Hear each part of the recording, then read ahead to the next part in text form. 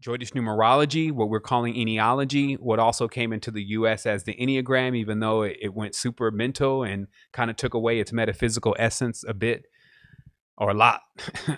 This is a system that our ancestors have been working with for a prolonged period and understanding like a first initial way, a first tool set, if you may, to begin to understand the reality that you're experiencing.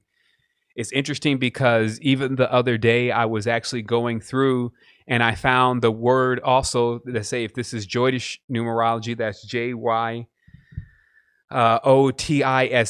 I found another word, Joydisha, which is a SHA at the end. And I found that this word actually was a direct reference to Venus, which I found interesting, or the knowledge of the wisdom of astrology through Venus. So this is actually in the encyclopedia of Hindu traditions.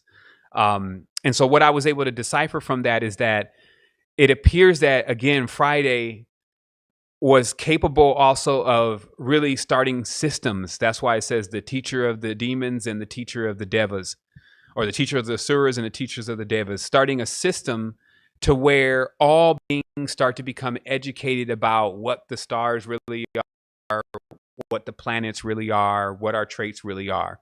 So it's excellent, again, to see that there's still some remnants left, as Harsh Johari and also his protege, Rudy, and these beings. There's also a few other sisters that Neva know will have their names. But they've also been very instrumental in making sure that this wisdom was able to be retained as much as possible, even seeking out the seers and the StarDust and those who were still aware of wisdom and sitting with them and bringing some of that knowledge back forward, and then even getting it into a book format. And as I said, as we see the unification between all of the ancient cultures, all of us sharing the same mother, all of us having a belly button, it becomes very instrumental for us to begin to utilize some form of communication that brings forth ability for us to have a universal knowledge that is also very specific. It's like you're getting the best of both worlds. You have a universal knowledge. We all have these paths and things that we go through, and a unified system, but we're all uniquely connected, all each here. Once we discover more about ourselves, we discover not only how to click with others, how to communicate with them, and then also why we may experience certain things from others, which I think is a big deal as we begin to learn more about those that are around us and continuously boost our relationships. So with that being said, how you calculate your Ennealogy number, the one that we're most focused on, because there is what's called the psychic number, and then there's also what's called the destiny number. What we're focusing on predominantly, and how I believe all things should be done, is for you just to learn that first level, get your white belt, if you may, and just learn the moves, learn the stance, and let's work there. So I have a tendency not to dive into the concept of what destiny numbers are about, and I focus directly on psychic numbers. Psychic numbers are directly entwined with the day that you are born on. This means the actual day you were born on, and in my case, I was born on the 22nd, can be simplified. 2 plus 2 in this case will 4. It will be 4 into a singular number.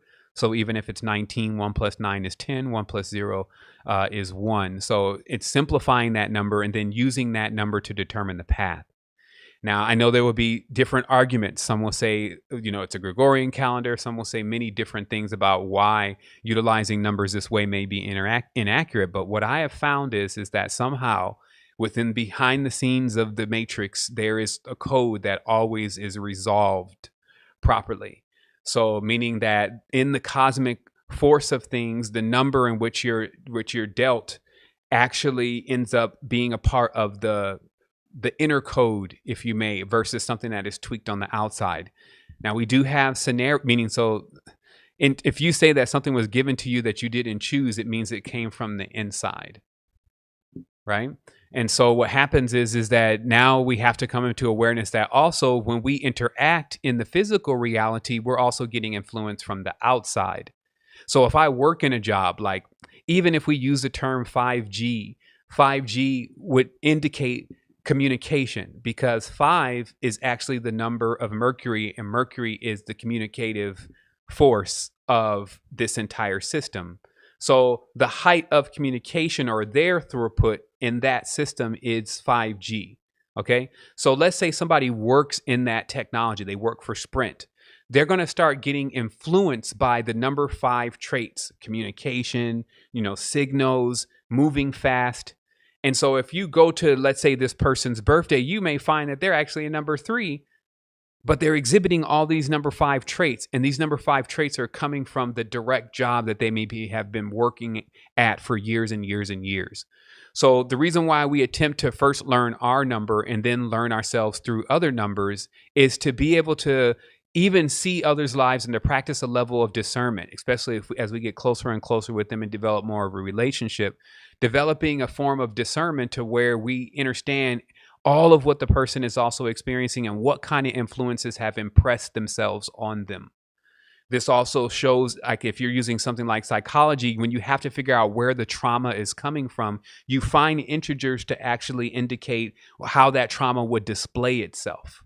In numerology, we find when traumas display themselves, they often display themselves as the debilitated parts of the paths that impress that on them. So to make that very clear, if a person has a very strong but negative Venusian trait that is continuously impressing itself upon them from looking at so much Beyonce or J-Lo and the booty shaking and all of that, then you'll be able to see that actually in the person's field.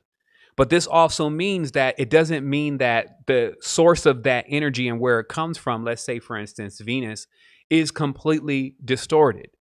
So this is also where you're able to go and use, in this case, the path number 6 healing tools and methods of electrochemically, resonantly, bringing that person into alignment, but you at least knew where that energy and where that trait was coming from. So in this case, you could say that this knowledge allows you to know what the angel is, and this knowledge allows you to know what the demon is, and then it also gives you the ability to put them together, which actually then unlocks and activates.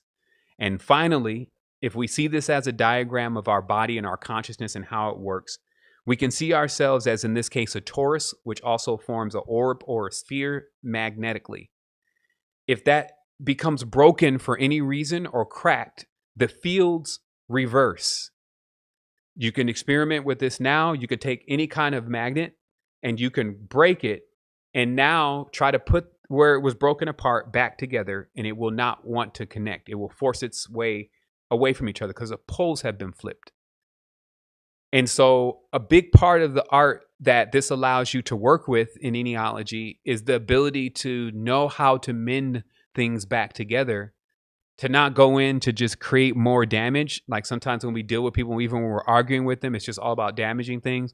But even if you're there with the person and you're arguing with them for the love of life, you would have to realize that there's something there that you were still trying to get out of this, something for some reason that you're still there.